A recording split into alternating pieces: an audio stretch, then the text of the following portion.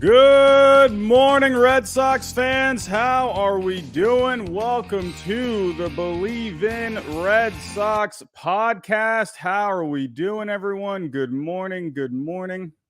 Good morning. Hello. Hello. Seeing quite a few familiar faces here in the chat on YouTube. If you are with me live on YouTube, hello, welcome. But if you are listening on Spotify, Google, Stitcher, Apple, wherever, welcome as well. Everyone, welcome to episode 10 of the Bleav in Red Sox podcast. We're going to be talking about quite a few things this morning. We have the Rays series to talk about. We got Brayan Bello's debut. We're going to talk a little Chris Sale, made a rehab start yesterday, as well as the upcoming series with the New York Yankees. We got a lot to talk about this morning, but I'm not going to be doing it alone, everyone. I am not going to be doing it alone. We have a very special guest. It's an honor and a privilege to welcome a Red Sox legend onto the show today, and his name is Jonathan Papelbon. John, how you doing, my friend? How you doing? What's happening, man? We ready to rock and roll this morning or what? We're ready to rock and roll, man. Let's talk some Sox. Like I said, we got a lot to talk about today. Top pitching prospect making his debut last night, getting a spot start with the Red Sox going up against the Rays. Overall, not the best performance, but hey, first start ever in the major leagues. But he showed some good things, and we're going to break that down. We're going to talk about the Rays series as well. That's their third straight series loss. The Red Sox were on quite the roll, but they've dropped a few series now. But hopefully they can get back on track against the Yankees coming up.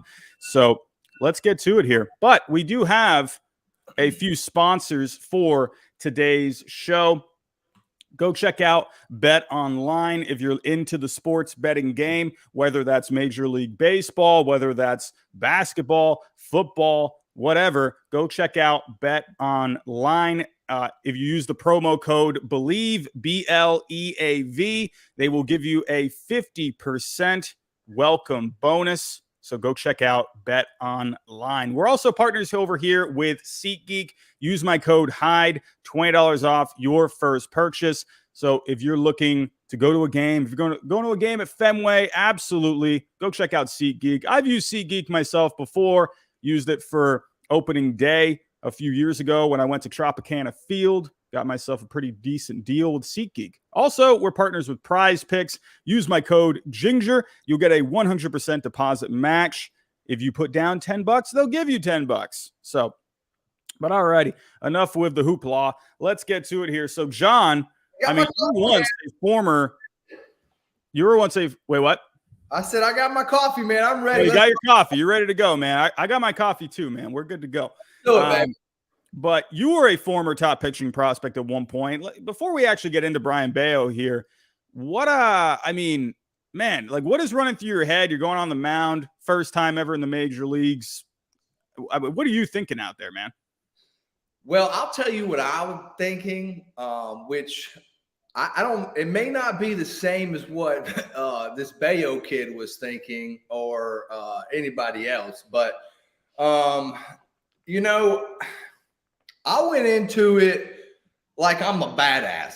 I went into it like I'm a badass. I belong here, and I'm not going to let anybody prove me otherwise. And I do remember, I don't think I could feel from like my knees down. I had so much adrenaline going, man. So like my feet were numb, and I just had to trust that, my mechanics were right that day. Yeah. And probably about 10 cups of coffee and whatnot, also added to it. But, for me, it was, I'm not going back down. Once I come up here, I'm about to show Terry Francona and the rest of these guys what's up, because I ain't trying to go back and sit on that damn bus for another 12-hour bus ride and be a Jays, okay? So for me, I went into this whole thing with an attitude like, you know what? I'm trying to strike every dude out. And I went into it with a warrior mode. Now, I know a lot of guys are doing that.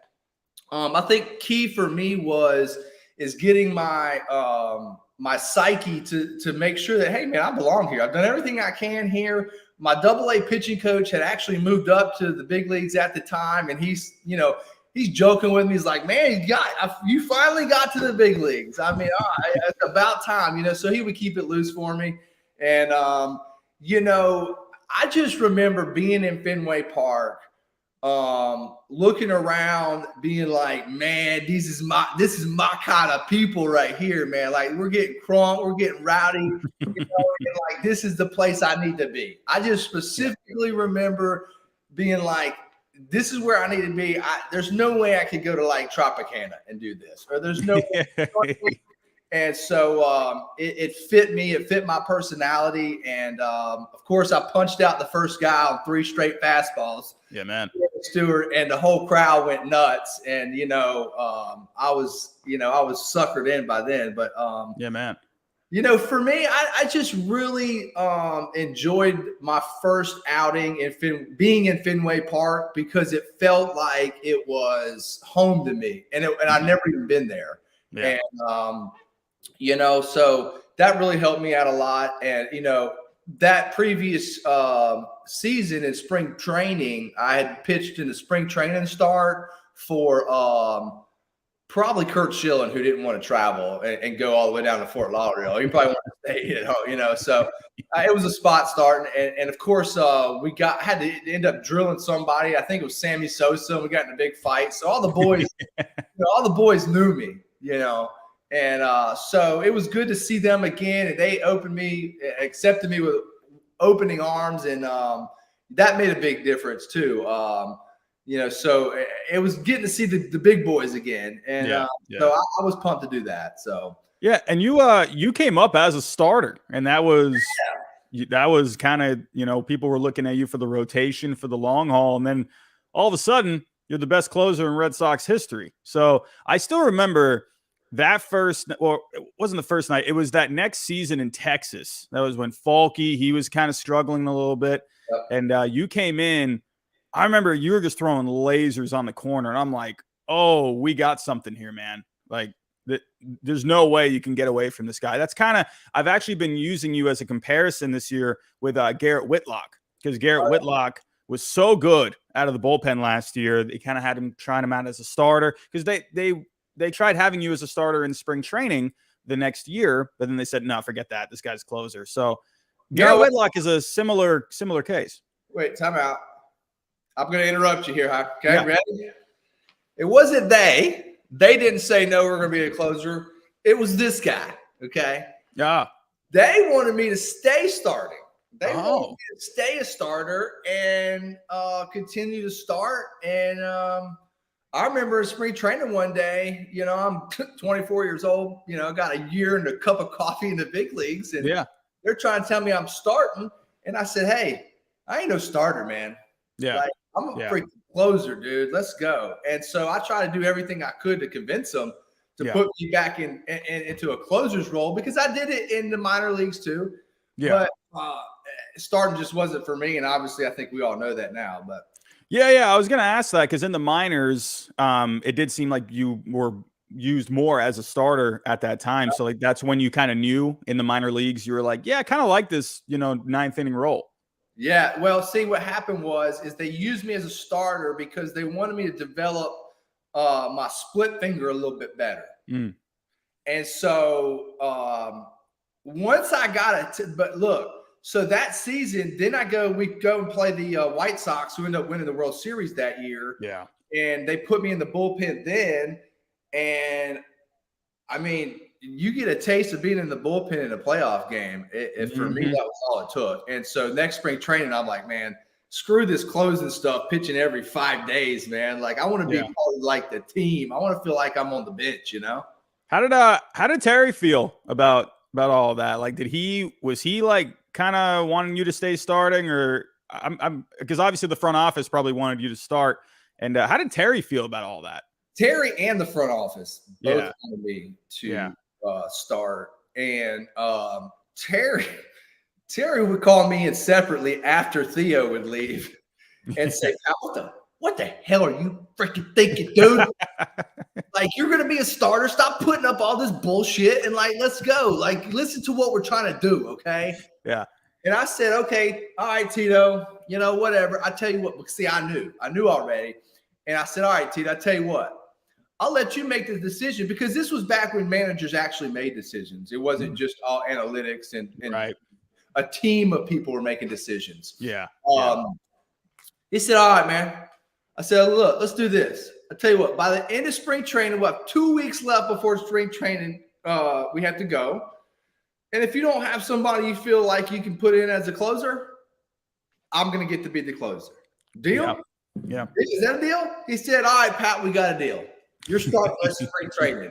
And I said, well, me knowing already, I was like, man, ain't nobody could do. I knew who was in our pen. We had a great pen that year. Don't get me wrong. Yeah.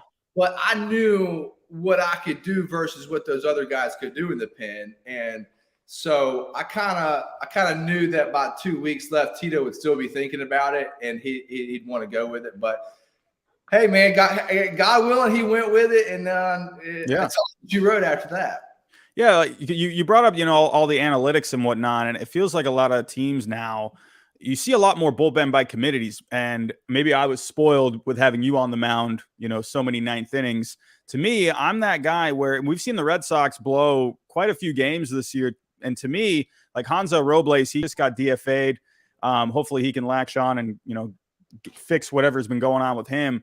But this was a guy where I was at Tropicana Field this year, and I saw it was the game where Kevin Kiermaier hit a walk-off. And Hanzo Robles, he got a couple quick outs. It was looking good. And then all of a sudden he balked. And then you could see him just melt down. And it was like, and I'm thinking in my head, I'm like, he doesn't have like that. He doesn't have that it factor. There's just something about a little bit of, I'm the same way where I like that adrenaline, and some guys, and it's not a bad thing if you don't run off of it, but with you were a perfect example of that in my opinion, where instead of just looking at the numbers and whatnot all the time, sometimes you just got to have that feel. And so hopefully with the Red Sox, they can figure it out. So, yeah, I think for me, what makes a really good player these days is a player that knows themselves, right? They know themselves and what they're going to be successful at. I mean, you think about it. You've been playing baseball for how long now? For 20 years now. And if you don't know your mechanics, what makes you tick, what doesn't, you're not going to survive in the big leagues because you can't make those adjustments. If you can't make adjustments in the big leagues, you get fizzled out. And that's just a fact of the matter. And so, and secondly, what I'd like to say on that point that you made, which is a great point, that personality plays a big role. Yeah. Gerrit Cole's personality couldn't survive in a bullpen. Okay. Gerrit Cole's it's 30 seconds left. Yeah. Kurt Schilling would be like, nobody talked to me today. Like, what's up, dude? And he's like, you know, and those people can't survive because everything has got to be so set in order. But when it goes in order, they're super successful. Mm-hmm. Well, guess what? That doesn't happen in the bullpen. Right. You gotta be a person that's got to be able to say, adapt when any situation comes up, sit down, get back up, all these different things. And so, and also you got to be able to obviously, be one with the fans because the fans are there. Totally. And guys that don't like the fans is, I felt like I was always one with the fans. Whether I was in Yankee Stadium, old Yankee Stadium, Fenway, me and the fans, I love y'all. We were always tight. Yeah, man. Yeah, and you could see it too, man. And it was always fun. It was always fun to see. But well, for last night, we had a top pitching prospect, Brayan Bello. This guy's really emerged over the last couple of years. He has shot up the top 100 prospects. He's really making a name for himself. He's had extremely good numbers down in the minor leagues. And he got the start yesterday. The Red Sox needed a starter, and it was perfect because it was in line for he would have started in AAA yesterday.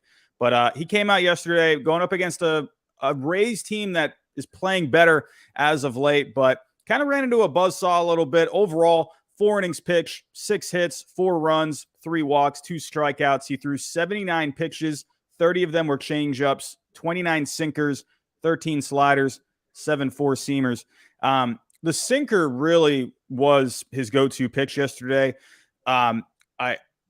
With me, I love the analytics. You're more of a feel kind of a guy, so let me just kind of talk about his sinker a little bit.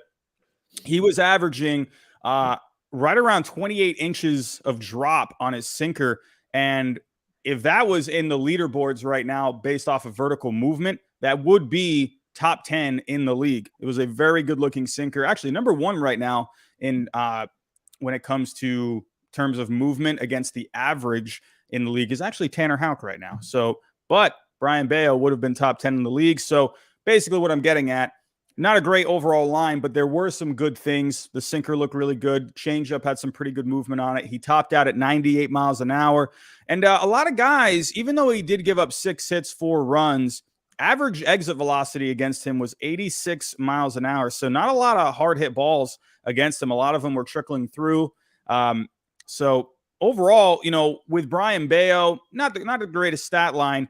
What do you think about a guy, top prospect, maybe didn't have the best looking stat line?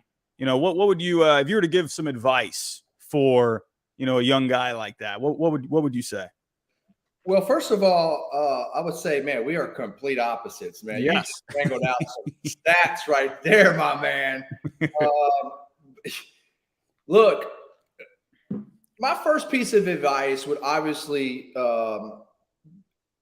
be going into this game prepared, going into this game mentally focused, and going into it confident. Like, if you go into this thing thinking that, I wonder how this is going to go, then I'll tell you exactly how it's going to go. You're going to get the bombs hit off of you. You're going to get your tits lit up, and you're done. Okay, it's that simple. Yeah. And I don't know how he went into it, mentally. Right. Physically, I'm sure he was prepared as he could be. Yeah. That's a hard thing to do, especially nowadays with all the help you get. But, for me, you said, I was listening, I was writing down, okay, all these, the 28-inch drop and, all the blah, blah, blah. Which sounds great. Yes. But to me, that means nothing. And maybe one of these days we can get you to cross the road and you can maybe start listening to what I'm saying. And maybe I can listen to what some of the stats you're saying. But we'll be in the middle one day. Okay, so here's the deal. You got a 28-inch drop on a sinker, you're saying ranks top 10, blah, blah, blah. Well, guess what? If that sinker is coming out way out behind his head, right, and those hitters are picking it up right out of the gate super early, and they're seeing that sinker come in from hand to plate, they're going to be sitting there spitting on it. They're going to especially the Rays too. Right. Okay. So how many walks did he have? 5 walks. Yeah, 3 walks. 3 walks. Okay. There you go. I can guarantee you right then and there, they were seeing this. If I'm the pitching coach of the Red Sox right now, I'm going to go back and say, how is this guy approaching these hitters as far as deception? Because if you have that much on a drop, I don't care. Ted Williams shouldn't be hitting that. Right? So for me, I think my split finger, I don't even know. It might have been close to that. Don't even care. My split was good. Struck everybody out. So I don't even care what the drop was, right? Yeah. So my thing is that, yes, all these analytics play, and it sounds like he had some good ones, but at the same time, there's these little nuances along the road that, man, they affect that. Yeah. But, I like is that me or you? I think it's you. Okay, sorry. Yeah, it's you. You're good. My thing is that look, at the end of the day, walks are no good. If I'm a sinker, how many ground balls did he have? Don't have that number off the top of my head. He got quite a few though. Okay. Well, he needs to have quite a few. We're not worried about the strikeouts. And the velo is obviously there. That's not a thing. But I think for me, the biggest thing is can this guy make an adjustment? Okay. Yeah. Can he go and make an adjustment and really be able to say from one game to the next, what can I do? You know what I mean? Absolutely. Yeah, I think overall, I think he had a pretty strong showing. You're wondering about his mentality. He ran out to the mound. He looked pretty excited, man. He looked like he was ready to go. He also wears a headband under his hat. I'm telling you, man, if this guy ends up being something, I could see, man, Red Sox ownership, they're gonna be like, all right, headbands for all the fans, man. It'll be headband day whenever he pitches, man. He's got something about him. He has an energy about him. I like it. I do. But he's got to harness it himself, man. Right. And it takes a little while. Yeah. Okay. Absolutely. It does. He's got to know who he is, know what makes him successful, figure it out pretty quick, or else guess what? Somebody else is going to do it. Yeah. Yeah. Absolutely. And I think in the end, we did see some good things. There's a lot of potential, but it's up to him, if he is going to put it all together, like you're saying. But as for the game itself, I'm sure you're a big Corey Kluber fan. This guy, everyone was talking about Bello in this one, but Corey Kluber said, hey, don't forget about me, man. I'm still pretty good. He was awesome in this game. He went 6 innings, only gave up 3 hits. He struck out 5. They were getting weak contact against him. It was just, it looked like old Klubot, Corey Kluber, man. Just old Cy Young Kluber. Man. Yeah. He is nasty, dude. He's nasty. And especially when you're going to an analytical place like Tampa, man, I love that. When he signed with them, I'm like, oh, that's a great fit, because he's all about working with the movement, working on location. And I played with both of their former so their pitching coach, Kyle Snyder. Yes. Actually, I think he made the World Series roster, didn't make the ALCS roster with us in 2000. Who was it again? Kyle Snyder. Oh, yes. Rays pitching coach. Yes. He was in the bullpen with me in 2007.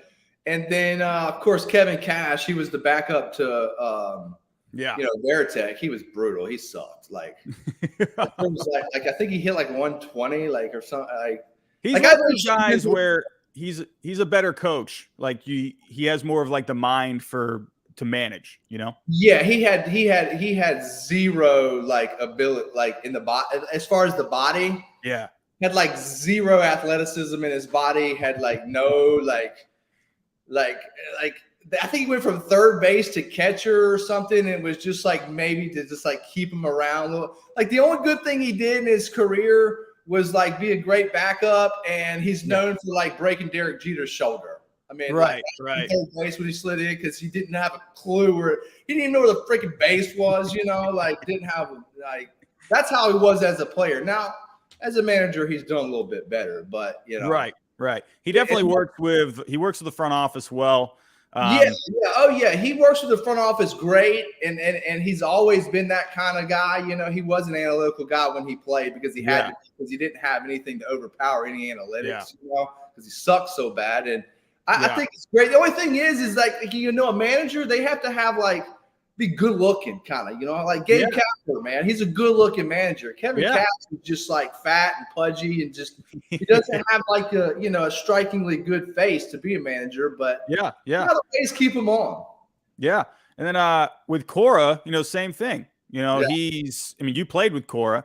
Play both. When you were playing with Cora, just to get off track a little bit, when you played with Cora, did you ever think one day like he could be a manager? Did that thought ever cross your mind? First day I met him, I knew he was going to manage. Yeah. His brother was like Joey was third base coach for the I think the White Sox at the time. Yeah. And man, he'd always come up to you and just be talking baseball, man. Talking baseball. I'm on the plane. I want to get drunk, have a beer, and play some cards. He's talking baseball. I'm like, I don't give a shit about. I blew the game tonight. I don't care. I'm getting drunk. Let's go to LA. And we'll figure it out tomorrow. He's like, man, I think you might have been tipping. Yeah, he's talking exit velocities while you're going out and grabbing drinks. Well, and velocity existed, Yeah. So, I knew he was going to manage. Great manager, great guy, great players coach for sure. Yeah. I mean, I've never played for him, but I played with him. I know he's a player's guy. Hardworking guy. A couple years ago, I went to Fenway, and I live in Florida, so I try once a year, at least once a year, to get to Boston, go check out a game. And I always do the tour, man. The tour. I do it every single time. It never gets old. And I remember Cora, he was just running up and down the steps, man. He was just running up and down. I'm like, man, look at Cora. He's just working, man. So it was like 11 in the morning, and this guy's just running steps, working out. So yeah, man. Cora is it's funny because he was so good defensively. I loved him when he was on the Red Sox. I thought he was a really underrated player. When I was playing, we had Julio Lugo, who sucked. Yes. Yeah. I mean, I love you, Julio, but you sucked at shortstop. Yeah, like 30 errors or whatever one year. Yeah. And I think probably Kevin Youkilis saved another 30 errors for him. Yeah. But, I mean, he could hit. Yeah. And so I remember I went in one day to Tito's office, and I said, hey, look, when I come into the ninth, if we got a lead, I'm shutting this bitch down, and I need Cora at shortstop, okay? Yeah. I need Lugo's ass out of the game, and I need Cora at shortstop. And Kevin Cash, keep him on the bench too. Yeah, absolutely, man. It's it's especially Cash. Got to keep him away, man. Keep him away. Keep him. Did he ever? Was he ever like talking? And was he always in like Francona's ear about stuff? Kevin Cash. Like, was he always like players, right? So Cash and your Coras and the guys that are still in the game today, as far as coaching, those were the guys that were always in the dugout. Hey, what do you think is going to do here? Like shit, if we did this, would they do that? Or hey, I'm gonna go walk behind Tito and listen to see what they're talking about, And they would hang around where the coaches and the bench coaches all sat. Yeah. And I was probably, screwing around with somebody in the stand, Yeah, man. Telling their mama was ugly or something. I was more like, let's get this action going, and I'll figure it out on the field. Yeah, man. Well, back to the game. The Rays, their offense was pretty relentless in this series, especially in Game 3 last night. It just felt like the old pesky Rays offense. I mean, that the way they've just been on offense for years now, they just bug you, man. Like, they're just always tough to beat, but they really came through a lot. Arozarena went 2 for 5, 3 RBIs, had a big double off of Bello in the third inning. And then guys like Josh Lowe, Yandy Diaz, Wander Franco, Ji-Man Choi, Kevin Kiermaier, all contributing. That's how the Rays do it, man. They just get a lot of different guys contributing in that offense. And so with you and the Rays throughout your career, was that a team where obviously, different players now, but I feel like they've had the same philosophy for a long time now. Did you ever feel like they were just an annoying team to get through? No, I didn't feel like they were an annoying team to get through. I think by 2008, 9-ish, they had started putting some pieces together because, hell, they got a first-round draft pick every damn year. Yeah. It was like, or 2 and a sandwich pick. And it's like, man, okay, eventually they should be good, right? Yeah. Well, that happened. I want to say 2008 when they made it to the World Series. And, you had David Price still painful to me. Still painful. Yeah. And so, I believe if we wouldn't have ran out of pitching that year in our bullpen, it came down to the 7th game. Yeah. Right there. They had David Price, number 1 pick come in. Yeah. I believe we would have won the World Series. We would have whooped Philadelphia's ass. I really thought you guys had it. I was thinking, yeah. I've told Chase and Jimmy and Cole Hamels and all those Ryan Howe, all those guys in Philadelphia. I told them, I was like, man, y'all got damn lucky that the Rays inched us out because we would have come here and whooped y'all's ass. Yeah, they didn't even make it competitive that year. It was, I think, 4-1 in that series. Yeah. But anyway, so, the Rays have always had to kind of be that type because, they're not selling out every game. And it's a low market team. But, man, they really do know how to put guys in place. They picked the best manager they could. And I get out on Kevin Cash because, I love him. But he couldn't be in a better place. Kyle Snyder couldn't be in a better place pitching. Yeah. Their whole front office seems to me to kind of work and gel and mesh together. Yeah. I think they get how putting the right people in the right positions really pays off for you. You know, a Rosen, man, I love that dude. You know, they get to one or two studs and they kind of work around them, but man, at the end of the day, they have really kind of turned the tables, I think, since the early days of the Rays, man. And now Kevin Cash and his crew are almost expected to win in the AL East. You know, that's crazy to say that the Rays are expected to win in the American League East. Yeah. I picked them to win the East this year because guys. Yeah, I picked them to win the East this year because I'm like, I've picked against them the last couple of years, and I'm like, I'm not picking against them. I mean, now the Yankees are looking pretty good, but I was saying I'm not picking against the Rays until they lose. That, as simple as that. Man, I think it's just a good mesh of front office and players, man. Like you were listing off players earlier. I mean, they've got Latin guys, they've got American guys, they've got black guys, they've got international players, they've got ex-players, they've got guys that have never played before. And you get this big melting pot of different people, man, and they know how to make it mesh, bro. Yeah, absolutely. And they've had one guy that they traded for, Isaac Paredes, and they traded Austin Meadows for him, and people were like, man, what? You got rid of Austin Meadows? And this guy's been hitting bombs for them, man. Like, he's been going off. He's hitting home runs left and right. They see a guy. Every time the Rays make a trade for a guy, I'm like, they see something. They like this guy. What they do when they do these trades or they do any kind of acquisition, I feel like it's almost like when you go to that test at school the next day, it's like, you studied and you might get a B or a C, good enough to pass. Yeah. But like the Rays are like nerds, bro. Like they study all night long and like they're like acing the test the next day. Yeah, man. They're like trying to cheat off of them. Yeah, man. And I mean, hopefully with the Rays, man, they start to. I think a big thing with them, you were mentioning they don't really sell a lot of tickets, and let's see if they can get a new stadium at some point. There's maybe talks of them moving into the city of Tampa, and they need it, man. They need it, man. And it's like, because I go to Tropicana at least a few times a year because I'm not too far away, and I can see why a lot of people don't go there, just because the traffic from Tampa to St. Petersburg, it gets a little I have to get there at least a few hours early just because the traffic is so bad around rush hour. But you just put them in Tampa, man. I think, man, you go to Lightning games out there for hockey. I went to a Bruins Lightning game a few years ago, sold out. Like, legit, man. I love hockey, dude. Yeah, man. It's great. And people love their Lightning in Tampa, man. So I think if the Rays, they just move into Tampa, I think they'd do a lot better. But kind of just going through this series really quick. Game one, that was the only one the Red Sox won in this one. But Cutter Crawford, he looked really good in this one. Another one of the Red Sox spot starters this year. Austin Davis opened up the game, 2 shutout innings, but then Cutter Crawford came in 5 1/3, struck out 8 guys.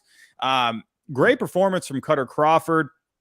Cutter Crawford's been a guy, I actually saw his debut. He came up to Fenway last year, and he got shelled by the Rangers, but pretty good stuff from him. But he's really showing some signs this year where you can start to count on this guy. I was a little worried about Cutter Crawford for a while, man, but he's showing some pretty good stuff. Story had a home run in this game. Devers had a base hit. Verdugo, fielder's choice. Cordero, base hit in the 8th, made it 4-0. Schreiber came in for almost a 2-inning save. It was a good game for the Red Sox. I mentioned Trevor Story. How are you feeling about Trevor Story this year? You're talking about defense behind you.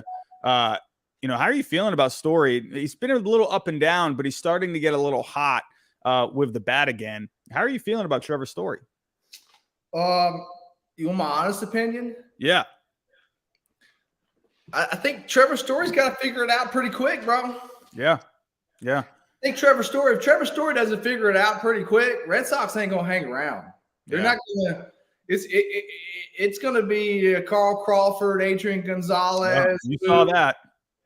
Like, look, bro, like, when you get paid here and you come to play here, like, there's only one expectation, brother. That's to win. Yeah. That's to be a stud. And so if that ain't happening, Red Sox don't. And the front office has changed a little bit, but they're not going to be hanging around You know, they're not going to be like in that movie Rounders where the guy's playing poker and is hanging around, you know, that guy. Yeah. Happening with the Red Sox. So my opinion is Trevor Story, you got to put up or shut up right now, brother. It's that time. You know what? Guess what? I got another piece of advice for you, man. Get this team into the postseason, do something in the postseason, and it all gets forgot about. You know who that reminds me of? JD Drew. JD Drew was that guy where he came up huge in 2007. That's one of my favorite moments, man. It was a great moment. But we were gonna whoop their ass anyway, so it didn't matter. Man. JD Drew is the laziest baseball player in history of Major League. Yeah, really? Oh God! Don't even get me started on him. Not good vibes coming from him. Zero vibes. Like he's a sleep vibe. Yeah, you know, it's funny because I remember, you know, there was that whole thing when he got drafted, and then he was really people were looking at this guy to be one of the next great players. And can't even do it, bro. He made over $130 million in his career and made one All-Star game, bro. Like, Jesus. Got the MVP in that All-Star game, I think. Did he? He may have. I think he got the MVP in that game. So guys, like, he drove me nuts. Guys like they drive you nuts. Yeah. But as for Trevor Story, as you can see here, stats here. Yeah, you got the numbers. 14 home runs, halfway through. They look all right, but he's only hitting 225, 297 on base, 428 slugging. Slugging is what? 428. 428. That's brutal. You know, where he is really providing a lot of value. I know we all like to see the bat, we like to see the offense, but he is playing, as you can see here, he's got a Fangraph WAR. I know you love your stats, but he's got a Fangraph WAR of 1.9. I mean, which is pretty solid, but a lot of that. I don't even know what that means, bro. I barely even know what it means, to be honest with you. But the defense has been huge from him. Man, I'm going to throw some more stats at you, man. You ready for this? Here we go. Let's go to some fielding. I can see you're at the mouth ready for this. He's got this year at second base. Let's take a look here. He's already got 8 defensive runs saved at second base this year. He's playing really good defense, and but in the end, it is. It compared to what? Like, who's the next guy? Like, I mean, that's the most at second base this year. Okay, so who's the next guy got? What has he got? Let's see. Next guy. If we're taking a look at the fielding. Actually, you know what? That might not be the most. That actually might be second. Yeah. Hold on a second. So here's my point. No, he's got the most. Jonathan Scope is up next at number 7. Okay, so here's my point. He's got 8 runs saved over how many games have we played now? 8? Half a season. Yeah. So, whoa, that's awesome. No, who gives a shit? Like, to me, like I'm not going. I know you got to see the bat. I'm not going to a game to say, when I walk out of that game, I don't say, oh, man, did you see Trevor Story? He saved us a run in the 4th. No. Yeah. I go leaving that game and I say, man, did you see Trevor Story hit the shit out of that ball tonight? I want to see you and Chaim Bloom have a conversation. I gotta see a conversation between Who's you. this? Who's this Chaim Bloom cat? Chaim Bloom is the president of baseball operations with the Red Sox. Oh, I don't even know this guy. Man. He's basically what Theo Epstein did. Oh, I'm sure we'll get along real well. He loves it. He comes from the Rays. So yeah, he's all analytics, man. He's all about it. So there you go. That just shows you right there. I have no idea who this cat is. Their president of operations is what you're saying? Yeah. That goes to show you I pay zero attention to the front office. I pay zero attention to analytics. I pay zero attention to anything else that's going on. But see what happens in between those 2 white lines. Right, exactly. At the end of the day, that's all that matters. Everybody else can do your job. That's fine. That's cool. I'm all good with that. Yeah, but, absolutely. Man, well, let's get back to the series. Game 2 in this series before we move on to talk about something else. Hey, let's get back to some pitching. I don't know if you've been paying attention to Nick Pivetta this year. He's been really good for the Red Sox. Very solid numbers for him, but he did get shelled in this one, 5 2/3. I'm actually surprised he went this deep. He gave up 8 hits, 7 runs overall. That's his worst start If you go back to April 20th, he's had a stretch of really good starts. He's basically been their ace this year with Chris Sale out. Evaldi's been out too, but he's been really good. But they took it to him in this one. Again, the Rays, just a great offense. But overall for the year, Pivetta, 17 starts. He's 8-6, 3.68 ERA, a 3.65 FIP, 8.5 strikeouts per 9, 3 walks per 9. What are you thinking here with Pivetta, where he's really had to step up or he has stepped up in a big way, with Sale out, Evaldi's been out. How do you feel about Pivetta, man? Is that something that can really rev up a team, you think, where a guy steps up like that for you? Yeah, definitely. Here we go again. I hear you go the FIP. I don't even know what FIP is. Fielding. It's basically what it's the things. It's like ERA, but what pitchers can control. So it's based off of it's ERA, but basically strikeouts, walks, and home runs allowed. Okay, great. Yeah, great. Okay, I still don't know what that means. Yes, it basically is more of an expected number. So. Okay. Yeah, like it.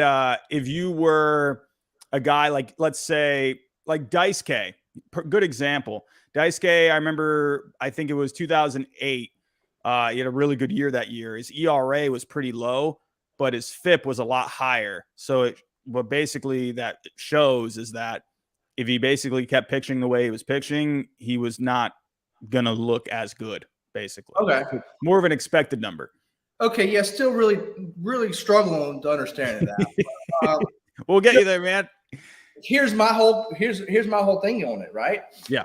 So you have Evaldi out, you have Chris Sale out, you have your 1 and 2 out. Yeah. Right. Red Sox are still in the hunt. I'm not giving up on the Sox yet. Are you? Yeah. I mean, they're right there for a wild card. So they're there for the wild card. Yeah. So we've got to try to make a run at this thing. If you get to where you're past the All-Star game and you're in it,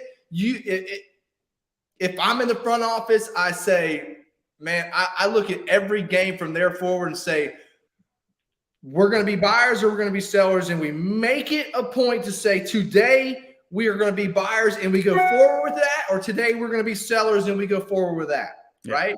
But my biggest thing with Pivetta, look, dude, this guy has done everything you can ask for, man. Your 1 and 2 are out right now. He is holding down the fort for the starting rotation. He's giving you a chance.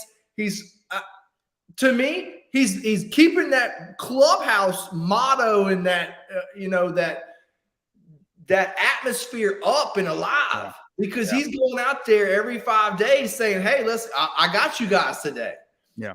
So to me, that's all that matters. It doesn't. The stats don't matter to me. 8 and 6. It doesn't matter to me. So for me, if I'm Alex Cora, I go to Nick Pivetta and I just keep telling, hey man, you're doing a hell of a job right now. Yeah. You keep this team alive, and when we're gonna get our guys back, and you're gonna be a big reason for our run late in the season. That's all I care about. Yeah, there was a moment here where I want to get your thoughts on this. There actually was a bit of a heated moment in this game. Pivetta, he went up and in on Yandy Diaz, and they jogged back and forth at each other. This is a guy, there was clearly no intent, based off of where they were at in the, where he was at in the count. It just didn't seem like he was trying. Just the ball got away from him. Can you ever think of a moment where hey, you were a guy, man. You came at guys with your best stuff. Can you ever think of a moment where you maybe got a little too inside on a guy and he kind of felt a certain type of way about it? Or how do you feel about that overall? Nah, man. No. Yeah. I didn't go inside and accidentally hit somebody. If I hit somebody, I was hitting them. They knew I was hitting them. I knew everybody knew I was hitting them. Yeah.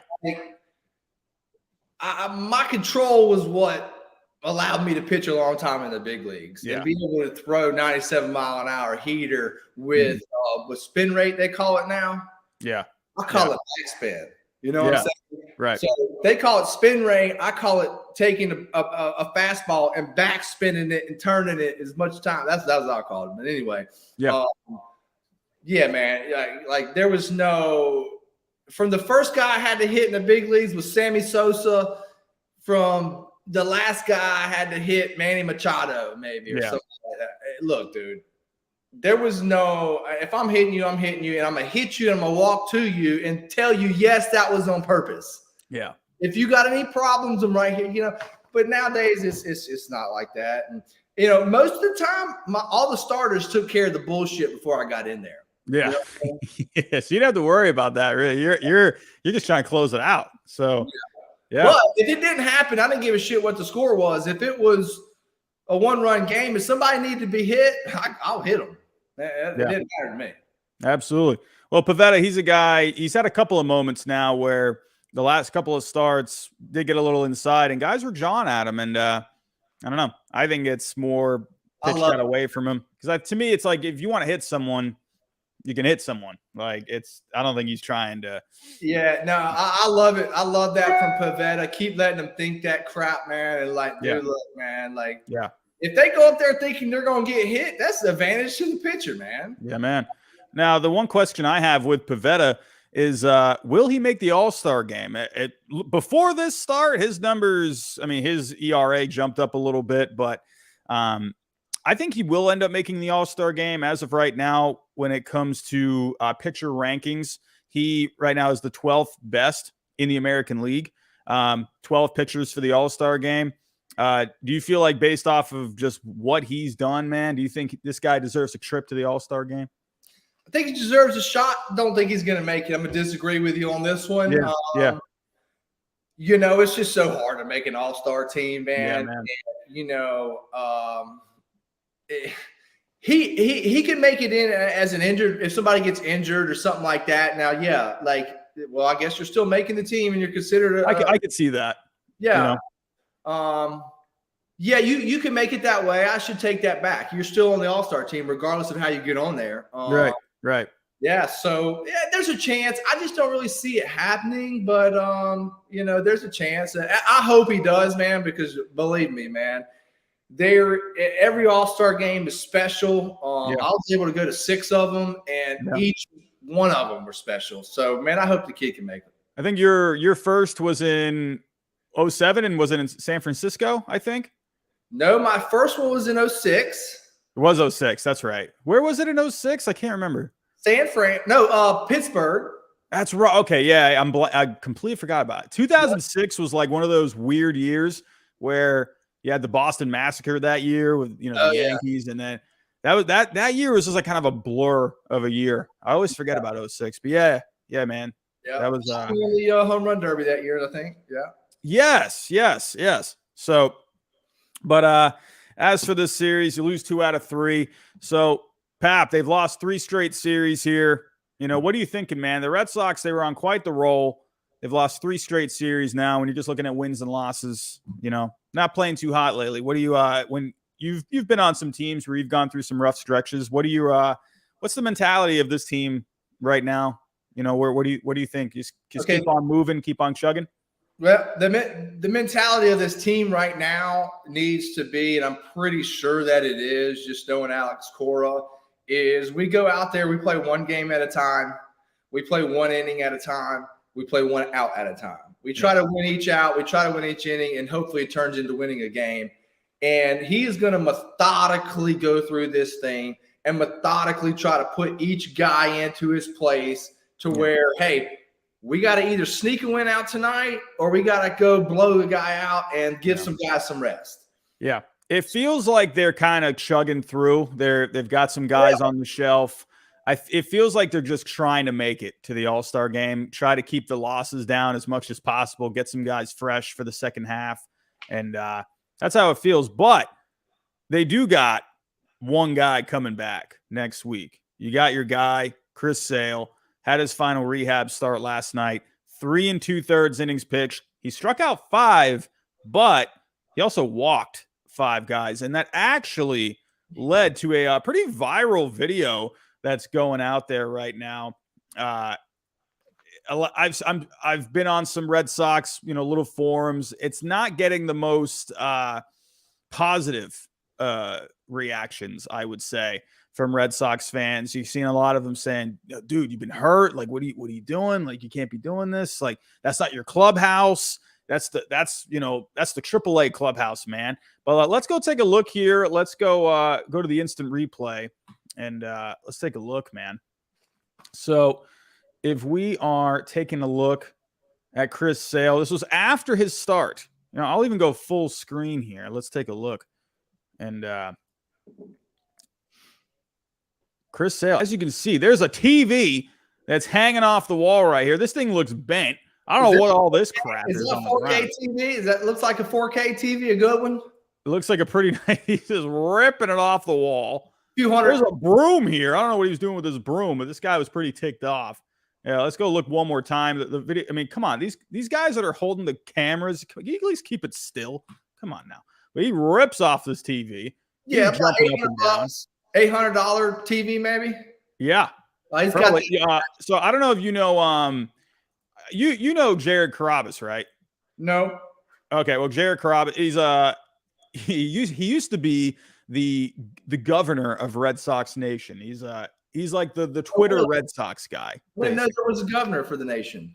Yeah, remember they were doing all that back, when they started adding the new uniform. You had that logo with the Sox. They ended up getting rid of it. But yeah, Gerrit, he was on Barstool Sports for a little while. He really grew his name there, but he was on Twitter basically saying, oh, the TV was already broke anyway. It's not even that big of a deal. A lot of people were coming after him too. Listen, man, what are your, what are your reactions here, man? Yeah, I think you and Chris Sale are actually, when I kind of look at you two, pretty similar guys, I would say. What do you think here with Chris Sale? Oh, man, I mean, come on, bro. I got to be way sexier than Chris Sale, man. I mean, personality-wise, man. Oh, okay. You look phenomenal. Okay. You look phenomenal, but you guys are just gunslingers, man. You're going after it. That's how Chris Sale is, and he was obviously frustrated here. So what do you think? Well, I guess people might be coming after me now, and Gerrit too, but man, I love it.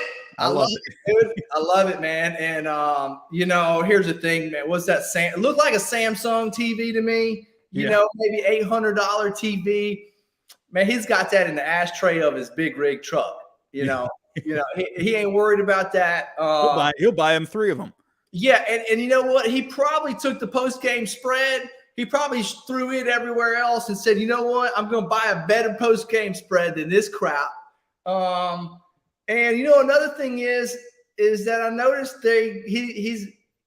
he's like walking back out. Is he going to the clubhouse? That's what I'm guessing. If someone's recording it, it's probably from the outside. So like he's going on back in, right? So he's going back into the clubhouse is what I'm thinking. Yeah. So why are you not following him? Go in the clubhouse and show him wreck the clubhouse, because that TV wasn't the only guy that got it. I can guarantee you that. Yeah. I love it, man. I think it also shows the minor league kids how, hey, this ain't no bullshit, man. Like, I'm taking it serious, and I'm gonna show you how serious I'm taking it. Yeah. And look, dude, I love it, man. The only reason why he's upset is because of the walks. Because when you go on a rehab start, you sit there and you say, man, I want to make sure my command is there. Because once I have my command, velo's going to come back, secondary pitches are going to come back, et cetera, et cetera. Yeah. And he didn't have his command. That's why he was pissed. That's it. So, I love it, man. I've had a few of those in my days. With players, without players, with myself. What was your best flip out moment that maybe none of us ever saw? You always see guys taking a bat to the Gatorade cooler. David Ortiz had the good one with the phone and in Baltimore. Well, can you think of a good one that we may have never heard of before? Yeah, a good one for me was we were in Minnesota. I blew 2 games in a row for the first time, and I destroyed every door and window glass to the in and out of the clubhouses, to the manager's room, all this shit. And I think my tab was like $6,000 or something like that at the end of it. But I was gonna say, like, do the players end up paying for this stuff? Like, how does? I always wondered how that works. Like with the phone in Baltimore with David Ortiz. I mean, I was like, does he pay for that? Like, I'm getting. Yeah, for sure. Yeah. But as you're going through it, you're like, that's $1,200 right there. Wham! Yeah. That's pocket change, especially if you're on David Ortiz, He's phone. put his ashtray in his truck and get it when he gets done. Yeah, man. Yeah. Well, Chris Sale, I do think I think people are overreacting a little bit. I think it's probably just because Sale has been hurt. He was good. He was supposed to be back earlier this year, and then he ended up doing something with his rib. So I think people are, just a little worried about him. It's a big investment. He's making a lot of coins. So you don't want to see this guy lose any more time. They're going to need him for the second half. So I can see maybe why people are a little sensitive to it, but I think, because we have had moments like that in the major leagues, guys punching walls. Kevin Brown, good example, punched a wall, broke his hand. And, so I think he's going to be all right. Yeah, when you're a pitcher, you have to punch with these first two knuckles right there. Yeah. If you get on the side, those are going to break. Yeah, yeah. So I think Chris Sale, he's going to end up being good. It'll blow over. But we got a big series coming up with the best rivalry in all of Major League Baseball, Yankees, Red Sox. Man, oh man, the Yankees, they're looking pretty good this year, man. They're looking pretty good. They're 59-23 on the year, best record in the major leagues. They're second in offense. They're first in starting pitching, second in relief pitching. Man, oh man, what are you thinking, man, about the Yankees this year? Man, they're good. I mean, I hate to say it, but I think even Vegas has got them winning it all. I think if the Yankees don't win it all, you blow up Aaron Boone. Yeah. You blow up every last one of them because, to me, Brian Cashman's done everything he can. It's out of Brian Cashman's hands now, right? Yeah. I've done everything I can for you, and now your job is to go out and win it, which he usually does every year. But, look, this will be an epic fail if they lose. And what better for a Red Sox fan than an epic fail for the Yankees? Yeah, man. So for me, the one thing that stands out with them is their bullpen is nasty. Yeah, man. Clay Holmes this year, he's putting up some ridiculous numbers as the Yankees closer, man. He's got like an ERA near 0. This guy's been just out of his mind. Chapman, he came back recently. I don't know what's going on with the Aroldis Chapman, man. He's I think the league's figured him out. I think he's done. I think command is, like I told you, man, if you don't have command, it's harder and harder and harder every year. So, man, look, it's like the Yankees. It's like, okay, one guy goes down. They reload. Yeah. And all the credit goes to Brian Cashman for that. But, man, dude, if they don't do it, though, here's the thing. It's going to be even a bigger failure than anything. Yeah. So you were saying about the Rays earlier, how they just have a good mesh of guys, where I think the Yankees have done that this year, where you brought in a guy like Josh Donaldson. I feel like that's a personality that they kind of lacked before, someone. Yeah. I think people give a lot of flack on him. I really think he is a good teammate, and he's the one guy that I Bleav changed the Yankees' attitude. Yeah. Aaron Judge is streamlined. Aaron Judge has to be that way because he's the face of the team, and he's a Jarrett Jeter style where, man, I can't go on the podcast and cuss, or I can't go say nothing bad about nobody. He's got to do that. That's the way it is. Yeah. But, man, you bring in Josh Donaldson with that attitude, that charisma, that, hey, ain't nobody going to come whoop our ass today. Yeah. That is what they needed, and I Bleav that is what has changed that mantra in that whole clubhouse. Yeah, I remember when they made that trade, I'm thinking this is the kind of guy. I remember Yankee fans were like, man, Donaldson, like, I don't know, he's getting older, man. Like, what, do we really need this guy? I'm like thinking, this is a great trade. Like, why would you not want this guy? Like, this is, like you said, charisma all over the place. That, he has that charisma. It can kind of just, teams having a bad day or whatever, he can just keep it going, man. And he just brings the mood up, I think. But with the Yankees, game 1, we're going to have Gerrit Cole. You talked about Gerrit Cole earlier. Pretty good start last time out. He went up against Cleveland, 6 innings, 3 hits, 2 earned, 6 strikeouts. Overall on the year, Gerrit Cole, 7-2, 2.99 ERA, about 11 strikeouts per 9, about 2.5 walks per 9. However, he has not fared well against the Red Sox over the last year. Since last year, he's had 5 starts against the Red Sox. In those 5 starts, he has a 5.83 ERA.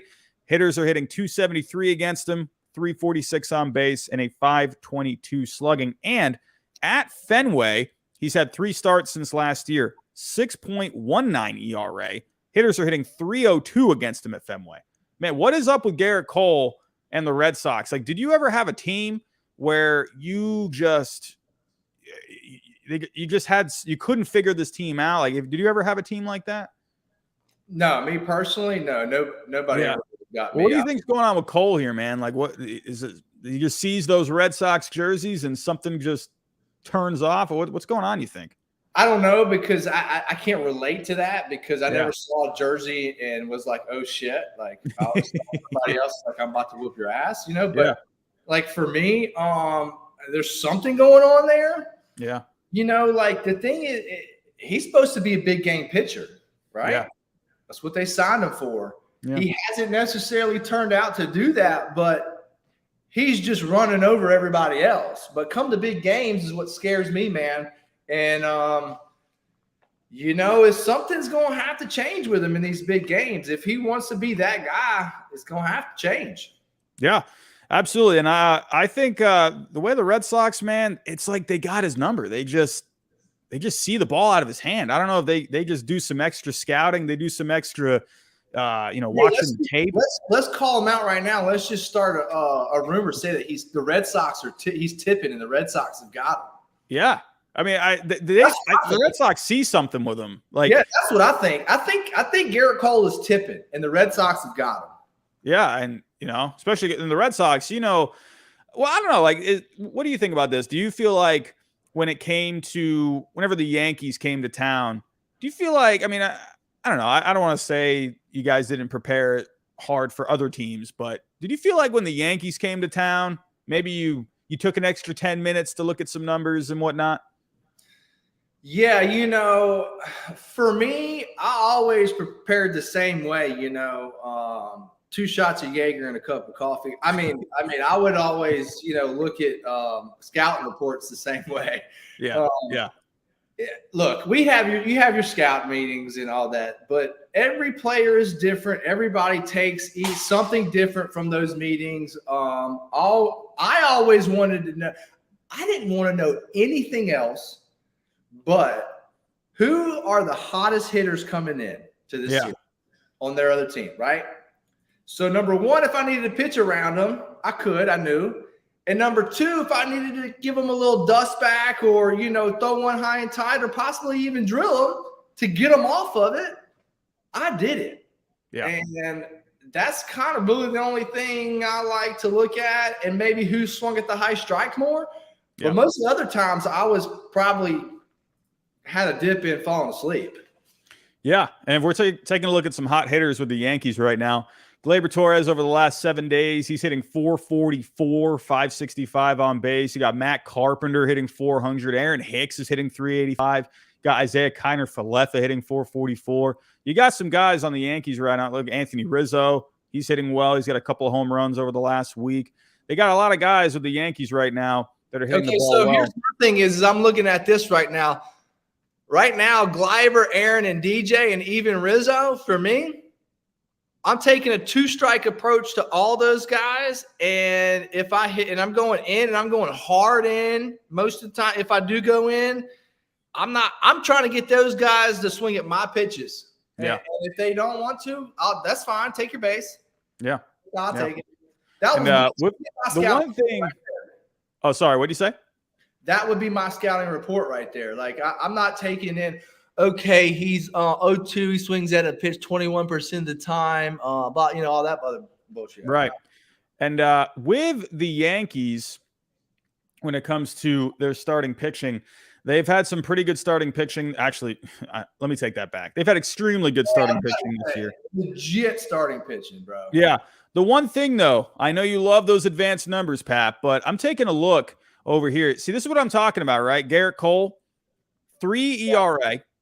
But look at that FIP, 6.94. That means the way he was pitching, he's not he wasn't as good as you might have thought. He got through 6. He was able to, get the win, but that FIP is really high. Jameson Taillon, well, ERA, he stunk his last time out against the Pirates. But I think the Yankees, where they're starting pitching, they've been showing a few little cracks here and there. And I think the Red Sox, they're going to look at some of these starters. I think Cole, he's going to continue to have a miserable night. That's my prediction. I think they're going to get to him again because he has not looked as sharp. Yeah, man, I'm betting on him tonight. I think Gerrit Cole's like -170, bro. I'll take the Sox plus money. Yeah, the Red Sox tonight, they got Winkowski. He looked really good last time out, 6 innings against the Cubs. 2 runs allowed. Only one of them were earned. Tough luck lost. The offense didn't come through. But I don't know. Winkowski against Cole, you look at it on paper, you're like, oh, Gerrit Cole, man. No, I think Winkowski's going to step up, man. I think he's going to – he's been really good. And he's another one of these guys that are making a lot of spot starts. And I think he's going to come through tonight. Game 2, we got Wacha against nasty Nestor Cortez. Nestor Cortez, man, he's having quite a year. Looked really good against Cleveland last time out, 6 shutout innings. Nestor Cortez is someone that will most likely get to the All-Star game. This guy's been a pretty good story. Nestor. Yeah, sorry, what? Love the Nestor Cortez. Yeah, oh yeah, he wears the bucket hats, man. He sets up these tents in the dugout. Yeah, he's got a very mellow personality. He's a fun guy. I think he'll make it to the All-Star game. He doesn't walk a lot of guys. Does not walk a lot of guys. He's only got 2 walks per 9. That's 14th in Major League Baseball right now. Michael Wacha, he's coming off a dead arm, and I don't think Wacha is going to be at his best. He's been a good story for the Red Sox this year. Did you ever have a period? I know there were a couple of periods where you had a dead arm.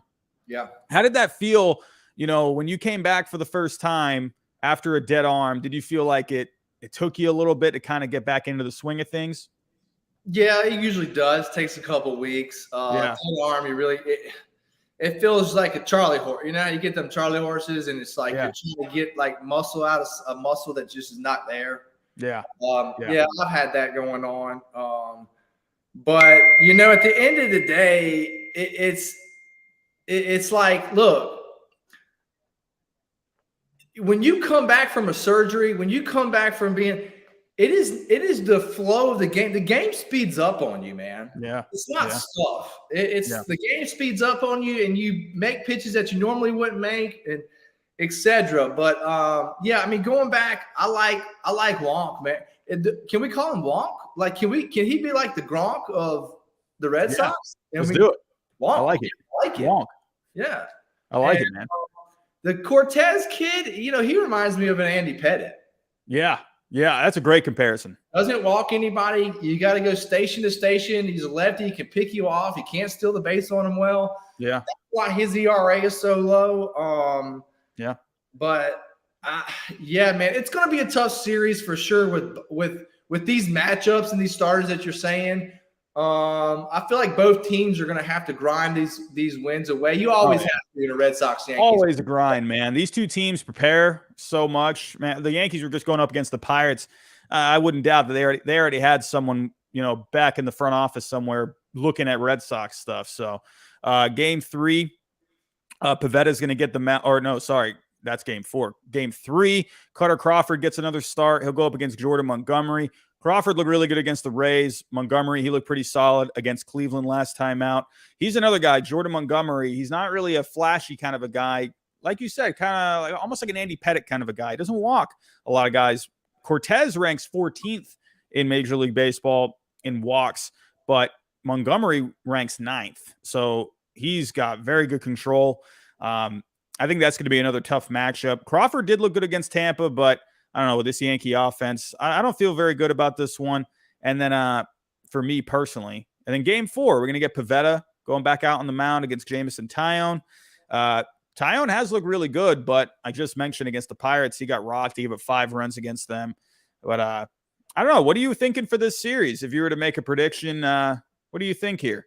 All right, I think first of all, going back to Crawford's game, and that's gonna come down to the bullpen. If Crawford can just keep him into the game, keep him in the game till he comes out, it's gonna come down to a bullpen game, and the matchups between them.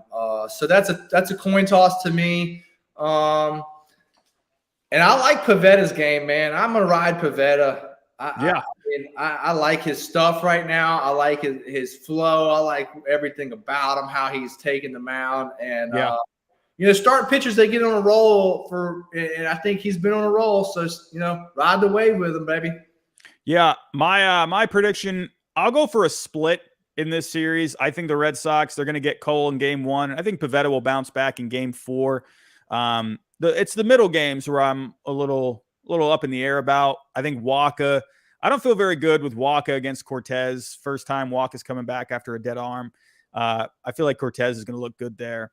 The Cutter Crawford Montgomery matchup, I don't know. I just like Cortez and Montgomery in those middle games, but I think the Red Sox, they've had a way, even when they've lost series recently, except for the Tampa series, they were able to figure out a way to win that last game. They won the last game against Toronto, won the last game against the Cubs. I think they'll find a way. I think they'll split. So what do you think? 3 out of 4 split. What do you think? I look at it one way. If the bullpen steps up this weekend and they get the outs that they're supposed to, and the starters keep them in the game. Starters, all they got to do is keep them in the game. If that happens, the Red Sox have a chance to gain a game on them. Yeah. Okay. I think the Red Sox will win 3 out of 4 if that happens. And then I think they have a shot. Yeah. They have a shot at it, but they need to use that to propel them to the rest of the season. Yeah. Yes, this is big, but use this series for after the All-Star game and so on. So I like them this weekend at home. Like I said, man, Yankees might catch the Yankees on a little bit of cruise control right now too. You never know. Absolutely. And we're taking a look here. I'll pull up the standings. If you're with me here on YouTube, you can see my screen. But really quick, let me just show you the standings here. As you can see, the Yankees, they got a quite the lead, 14-game lead. And it doesn't look like there's any shot of getting that division. But, hey, who knows? Maybe a team goes on cruise control. Maybe the Red Sox slowly creep up. I don't know. We'll have to wait and see on that. But when it comes to the wild card, the Red Sox are looking pretty good there. We got all 3 teams in the East besides the Yankees, Red Sox, Rays, and then the Blue Jays. Cleveland's 3.5 back. Seattle's been red hot lately. They've won 4 in a row. They're 4 back. The White Sox are starting to play a little bit better. But right now you're looking at the 3 teams in the East. Man, Pap, if you're looking at, these teams right now, do you feel like it ends up staying with these 3 teams from the East, or do you feel like a team like Seattle or maybe even Cleveland could get into it? Seattle's not getting into it. Cleveland's not getting into it. Yeah. I think they'll make it close. Seattle's still young. Cleveland's they're I don't know, man. I don't like their lineup to be able to carry them through the rest of the season. They love the analytics. I know you love your analytics. They love those analytics, man. You know what I do with analytics, man. Yeah. But well, everyone, that is all we have for today. We have gone through everything. We talked about Brayan Bello. We talked about the Rays series, the upcoming Yankee series. Chris Sale is on the mend. He did rip down a TV. Most likely he'll buy probably 5 new TVs for them. But Pat, man, this was fantastic. I love this, man. This was great. Awesome first episode with you. And people in the chat were actually pretty stoked too. We got a couple little super chats here. One of our longtime followers here on my channel, Tom Amiano, he was pretty excited. Where did that super chat go? He says here, holy cow, Pap is on the show. This is going to be the best 1-2 punch in baseball this year. Tom Amiano, man, he's been quite the follower with the channel. Big Red Sox fan. And we actually, here on the Bleav Podcast Network, there is a Mets one as well. And this is the guy that runs the Mets podcast on Bleav. And that's Wardy, NYM. He has his own YouTube channel as well. He says, Papelbon in the building, LFG. So people are excited about you, man. And I'm excited too. It was really cool having you on, man. It's cool, man. Just hearing a perspective from a player, especially a guy that was like you, that was around for so long and did so well. So, Pat, man, I appreciate it. Go have yourself a good rest of your day. All right. All right. You too, man. I enjoyed it. Take care. Yeah, man. But everyone, thank you for tuning in today. And we'll talk to you next time.